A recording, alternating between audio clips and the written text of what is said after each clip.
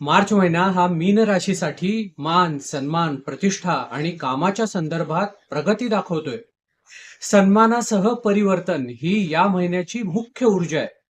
अचानक एखाद्या येऊन पडलेल्या जबाबदारीमुळे सुरुवातीला थोडासा ताण निर्माण होईल, परंतु त्यातूनच तुमची इमेज, तुमचं स्थान अतिशय मजबूत होणार आहे आणि सरतेशेवटी तुमचं भरभरून कौतुकही होईल.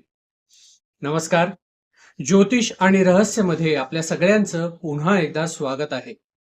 आजच्या या विश्लेषणात आपण मार्च महिन्यात मीन राशीच्या व्यक्तींसाठी कर्माचे पॅटर्न्स कसे दिसतायत ते बघणार आहोत.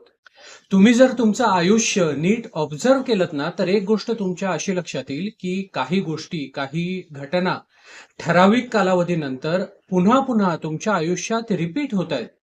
यालाच कार्मिक लूप, कार्मिक सायकल किंवा कर्माचं चक्र असं म्हटलं जातं. आपण सगळेच या कर्माच्या चक्रात अडकलेलो असतो, परंतु आपण त्याच्याकडे फारसं लक्ष देत नाही. आपण त्याच्याकडे दुर्लक्ष करतो, कारण आपल्याला ती गोष्ट माहितीच नाही. आपल्याला कोणी ती गोष्ट कधी नीट समजावून सांगितलीच नाही, तर आपल्याला ती कळणार कशी, नाही का? अवेअरनेस म्हणजेच जागरूकता आली की मग कर्माचे हे पॅटर्न्स हळूहळू डिझॉल्व्ह व्हायला सुरुवात होते आणि आपला आत्मा स्पिरिच्युअल अवेकनिंगच्या दिशेने हळूहळू पुढे सरकतो. अवेअरनेस आणि मुक्ती हाच ज्योतिषशास्त्राचा मुख्य उद्देश आहे आणि तुमच्या सगळ्यांचं योग्य मार्गदर्शन करणं आणि तुमच्या आयुष्याला एक नवीन दिशा देणं हा माझा मुख्य उद्देश आहे. सुरू करूयात आजच्या विश्लेषणाला.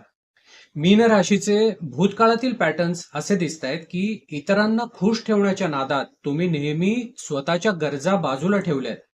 आता तुम्हाला काही लोकांना, काही परिस्थितींना स्पष्ट सीमा दाखवावी लागेल.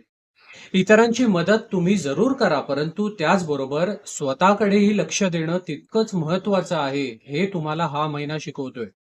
स्वतःचा सन्मान करणं म्हणजे सेल्फ रिस्पेक्ट हे महत्वाचं कर्म या महिन्यात ऍक्टिव्ह होतंय. हा महिना तुम्हाला शिकवतोय की मदत तुम्ही जरूर करा, परंतु कोणाची किती मदत करायची याचं एक लिमिट तुम्ही ठरवून घ्या, एक बाउंड्री ठरवून घ्या. अपेक्षेपेक्षा जास्त तुम्हाला जर करावं लागत असेल, तर त्या व्यक्तीला शांतपणे आणि ठामपणे नाही म्हणणं हेच तुमच्यासाठी योग्य कर्म ठरेल. तुम्ही कायमच जर दुसऱ्यांच्या अपेक्षेप्रमाणे किंवा दुसऱ्यांच्या भावनेप्रमाणे जगाल, तर ऑब्व्हियसली लोक तुम्हाला टेकन फॉर ग्रँटेड धरतील आणि तुमच्याकडनं अवास्तव अपेक्षा ठेवल्या जातील. हा महिना तुम्हाला तुमचा सेल्फ रिस्पेक्ट जागृत करायला सांगतोय. तुमच्या भावना व्यक्त करायला सांगतोय.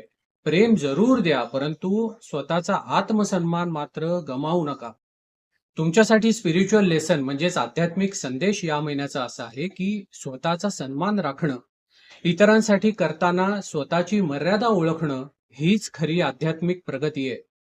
एकंदर हा महिना तुमच्यासाठी सकारात्मक बदल आणि प्रतिष्ठा वाढवणारा महिना आहे. स्वतःवर विश्वास ठेवा, स्वतःवर प्रेम करा आणि ठामपणे निर्णय घ्या. काही लोकांना, काही परिस्थितींना ठामपणे नाही म्हणायला शिका.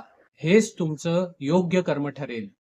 स्वतःचा सन्मान राखून केलेली कृती, स्वतःचा सन्मान सांभाळून केलेली मदत हे नेहमीच कर्म संतुलित करत असतं. श्री स्वामी समर्थ.